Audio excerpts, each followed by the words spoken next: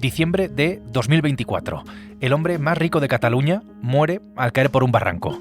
Al principio, pues parece un accidente de montaña, un resbalón, pero es que meses después todo gira radicalmente. Ahora existen indicios de una participación activa y premeditada en su muerte, y esos indicios pues apuntan al hijo mayor, a Jonathan. La autopsia no encaja con una caída accidental, las marcas en el suelo tampoco, el hijo había visitado el lugar 3 veces antes de la muerte y según la investigación existía una obsesión, el dinero. Pero todo está por ver. La pregunta es, ¿qué le pasó realmente a Isaac Andic, al dueño y fundador de Mango? Soy Javier Atard y hoy es jueves, es 21 de mayo. El Mundo al Día, un podcast del Mundo.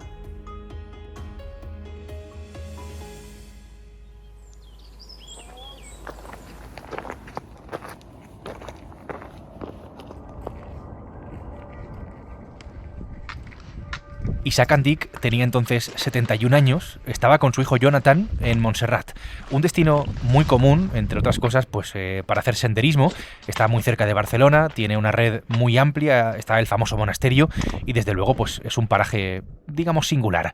Allí estaban Andic padre e hijo aquel sábado 14 de diciembre de 2024 en el Camino de les Feixades, que es un sendero de poco más de 5 kilómetros, de dificultad no demasiado grande, dificultad media, dicen los que saben de esto, que une las cuevas de Salnitre, en Collbató, con la propia abadía de Montserrat. Y allí es donde cayó al vacío Isaac Andic desde una altura de 150 metros y una cuestión importante, cayó por el único lugar mortal de toda la ruta. Mi compañera Gabriela Galarza es periodista de Economía del Mundo, está especializada además en consumo y conoce muy bien a los Andic y ese imperio textil que es Mango. Gabriela, hola.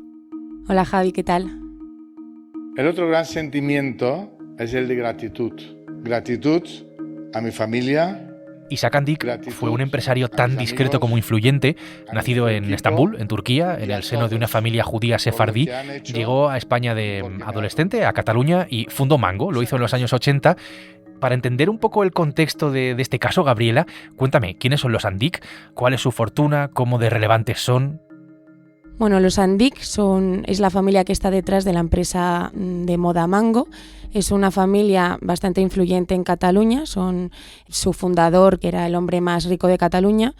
Y bueno, ahora mismo el patrimonio de los Andic asciende a los 2.540 millones de euros según la lista de los más ricos que elabora el mundo. Hablamos entonces de una fortuna milmillonaria que desde luego no se entiende sin ese imperio textil que es Mango, que creo que todos conocemos, ¿no? En España. ¿Cómo de grande, Gabriela, cómo de relevante es Mango? Pues Mango es una de las grandes empresas de moda fast fashion de Europa, con origen en Barcelona.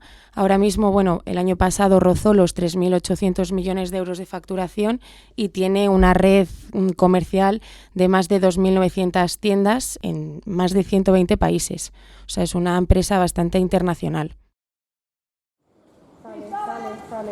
Jonathan, ¿cómo estás? ¿Mantienes tu inocencia? Llegamos al punto que ha hecho estallar todo este caso. Esta semana, Jonathan Andic, que tiene 45 años, ha sido detenido por su presunta implicación en la muerte de su padre. Lo hemos visto incluso esposado, conducido por los Mossos d'Esquadra, que es la policía autonómica catalana. De momento, Jonathan Andic ha evitado la cárcel, lo ha hecho gracias al pago de una fianza de 1 millón de euros, pero el caso está en fase de instrucción y se está investigando como un homicidio. Me voy a Barcelona, allí está Cristina Rubio, que es periodista de Tribunales del Mundo en Cataluña. Tiene todos los detalles de este caso. Hola, Cristina. Hola, Javier, ¿qué tal? Cristina, la jueza apunta directamente a la participación activa y premeditada, así es como lo dice, de Jonathan Andic, básicamente en la muerte de su padre. Lo vemos en el auto de prisión, que recoge una serie de indicios para considerar que no estamos, ¿no?, ante un accidente. Volvamos un momento a ese sendero de Montserrat, una ruta que parece asumible, pero con algunos tramos de suelo que es bastante irregular, muchas piedras y cierto desnivel. La cuestión es, ¿qué hacían allí padre e hijo, ¿no? ¿Qué hacían Jonathan e Isaac Andic en ese punto? Una salida a solas, un tramo con zonas sin protección y un encuentro para reconciliarse, porque según el auto, Jonathan fue quien propuso la salida para hablar con su padre y para crear un entorno discreto y aislado. Además, otro indicio, porque parece que esto estaba preparado. Hay 3 visitas previas al sendero. Andik hijo había visitado 3 veces el lugar, pues días antes solo de esa excursión mortal. La juez esto pues lo interpreta como un posible reconocimiento o preparación previa del terreno. Y así es como llegamos a la marca en el suelo, a la huella, que es muy importante, una pisada justo en el punto en el que el fundador de Mango pues cayó al vacío. Algo que, según dicen, no se pudo realizar de manera fortuita. Vamos, que es una marca, Cristina, que parece forzada. Sí, mira, en el auto emitido tras la declaración de Jonathan Andik de este martes en sede judicial, la instructora cita un informe elaborado por la Unidad de Intervención de Montaña de los Mossos d'Esquadra. Sus especialistas realizaron en el lugar exacto de la caída mortal un total de 10 simulacros en los que constataron que para llegar a conseguir una marca en el suelo similar o parecida a la encontrada en el punto en el que cayó Isaac Andik, es necesario que se haga como mínimo 4 veces en los 2 sentidos, es decir, realizando movimientos hacia adelante y hacia atrás con una suela como la que llevaba o similar a la que llevaba ese día el fundador de Mango, que iba con unas zapatillas deportivas. Esa marca, y abro comillas, no se puede realizar de forma fortuita, concluye en la resolución la juez instructora. Es decir, que podría ser esta una prueba, digamos, falseada. Otro punto crítico está en las lesiones del cuerpo de Isaac Andik, porque la autopsia lo que viene a cuestionar directamente es la hipótesis del resbalón. Sobre la autopsia de Isaac Andik dice que las lesiones descartan prácticamente que la caída fuese producto de un resbalón o de un tropiezo. En concreto, el estudio forense constató lesiones en el lado derecho y en forma ascendente en el cuerpo de Isaac Andik. No presenta lesiones en las palmas de las manos. Se descarta el resbalón con una piedra o caída hacia adelante. Es como si se hubiera lanzado por un tobogán con los pies por delante, determinó el informe forense. No encajaría esto, ¿no?, con alguien que, bueno, pues intenta frenar, ¿no?, la caída. Otra cuestión clave es el móvil económico. Y aquí me quiero detener un momento, Gabriela, para explicar un poco cómo es o cómo era, ¿no?, la relación padre-hijo. ¿Había tensiones? Que es un poco la gran pregunta en todo esto, porque sabemos, por ejemplo, que fracasó el intento de sucesión familiar dentro de la empresa, dentro de Mango, y que fracasó también la propia gestión del hijo en la empresa. Desde que murió Isaac Andik se ha venido contando un poco que la relación entre Jonathan y su padre no era del todo buena. Había, al parecer, cierta tensión, y es que, bueno, Isaac Andik en un momento dado, en 2013, decide como comenzar esa transición para dejar el imperio de Mango en manos de su hijo, pues para que quedase todo en familia. Entonces, bueno, durante 2 años, que fueron los que estuvo al frente Jonathan, la empresa empezó a caer en ventas, facturación, hasta tal punto que los 3 años siguientes arrastró una pérdida de casi 100 millones de euros. Ese momento, bueno, pues Isaac Andik tuvo que volver a tomar las riendas, y ahí es cuando toma una decisión que ha sido la que ha marcado el rumbo de Mango durante estos años, que fue fichar a una persona ajena a la familia, que es Tony Ruiz, que es el actual presidente. Hoy presentamos nuestros resultados, como sabéis, del año 2025, el primer año sin nuestro fundador. Es una estrategia que tuvo, que ha sido un poco la que ha salvado a la empresa para blindarse de este escándalo, porque ha separado lo que es el negocio de la gestión del día a día, que queda en manos de un equipo profesionalizado. La investigación lo que sostiene es que existía un posible móvil económico, apunta a una relación, digamos, deteriorada por conflictos, sobre todo de dinero, hasta el punto de que Jonathan le había pedido a su padre una herencia en vida y había mostrado una obsesión por el patrimonio familiar, es lo que dice textualmente, bueno, pues la investigación. La juez considera especialmente relevante que Isaac Andik estuviera estudiando, como estaba haciendo, destinar parte de su fortuna a una fundación benéfica, lo que podía reducir de alguna forma la herencia directa que le iba a dejar a sus hijos. Además, hay otra cuestión, que es el análisis de los mensajes atribuidos a Jonathan, que revela resentimiento, odio, rencor, y en el que se han encontrado referencias a la desaparición de la figura paterna. Jonathan, esto es curioso, habló de una relación sin conflictos, y esta, Cristina, es una de las contradicciones clave en este caso, pero es que no es la única. Sí, hay varias contradicciones en las versiones que Jonathan Andic dio ante los Mossos d'Esquadra, el servicio de emergencias y la juez instructora. En concreto, la magistrada se refiere en su auto a 3 declaraciones.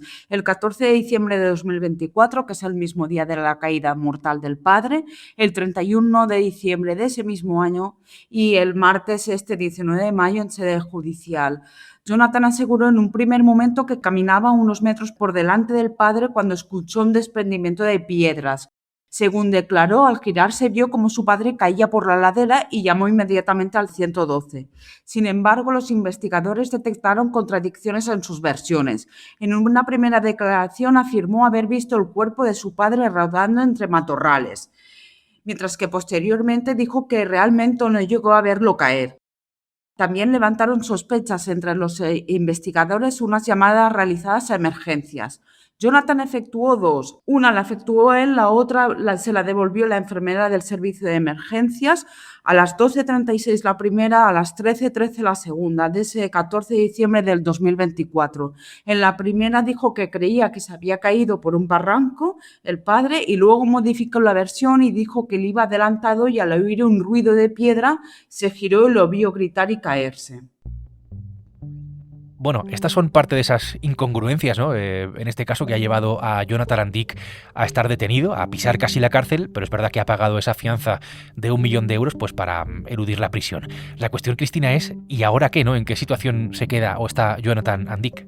Pagó ese 1 millón de euros al que te refieres de fianza al momento para quedar en libertad, porque la juez dictó prisión provisional eludible bajo el pago de esta fianza y ahora ha quedado en libertad, se le ha retirado el pasaporte, no puede salir de España, tiene que comparecer una vez a la semana en el juzgado y está investigado en una causa abierta por homicidio. Ahora la juez instructora deberá llamar a declarar a más testigos vinculados con el caso y con toda la información recabada, la magistrada deberá concluir la causa y trasladarla a la Fiscalía, que es la única acusación personada, para que presente su escrito de acusación si así lo considera pertinente. Sin embargo, esta instrucción se prevé muy larga. Es decir, que el juicio pues, va a tardar y además es que sabemos que Jonathan quiere volver a declarar ante la jueza, eso es lo que ha pedido, mientras que sus abogados pues, están analizando el sumario. Van a intentar refutar eso del móvil económico y las que dicen son graves imprecisiones, eso es lo que dicen de los Mossos d'Esquadra. Jonathan, por cierto, que sigue vinculado directamente a Mango, es el vicepresidente del Consejo de Administración, controla el 95% del capital con sus 2 hermanas. Así que la propiedad pues, se mantiene en la familia tras la muerte del padre, pero es verdad que la gestión queda en manos de profesionales con ese liderazgo, ¿no? Del que hablaba Gabriela hace un momento, de Tony Ruiz como presidente del grupo y como máxima figura, digamos, ejecutiva.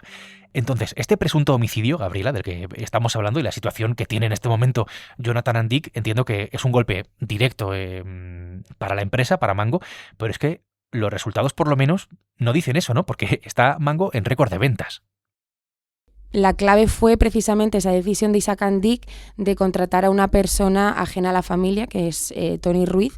Entonces queda totalmente separado y es donde han querido hacer hincapié la empresa en dividir y separar, por un lado, lo que es el patrimonio familiar de la gestión de la compañía, y en eso, bueno, se han volcado hasta tal punto que lo que ha pasado es que mientras todos los titulares estaban llenos de las noticias del escándalo, de la investigación judicial, bueno, pues la empresa ha seguido creciendo hasta tal punto que ha conseguido en el último año, el primero sin su fundador, un resultado récord, como decíamos antes, de casi 3.800 millones de euros, y ha conseguido seguir expandiéndose, abriendo tiendas en cada vez más países, que era también una de los objetivos de Isaac Andic, que era que permaneciera su legado de una empresa que siguiese creciendo e internacionalizándose.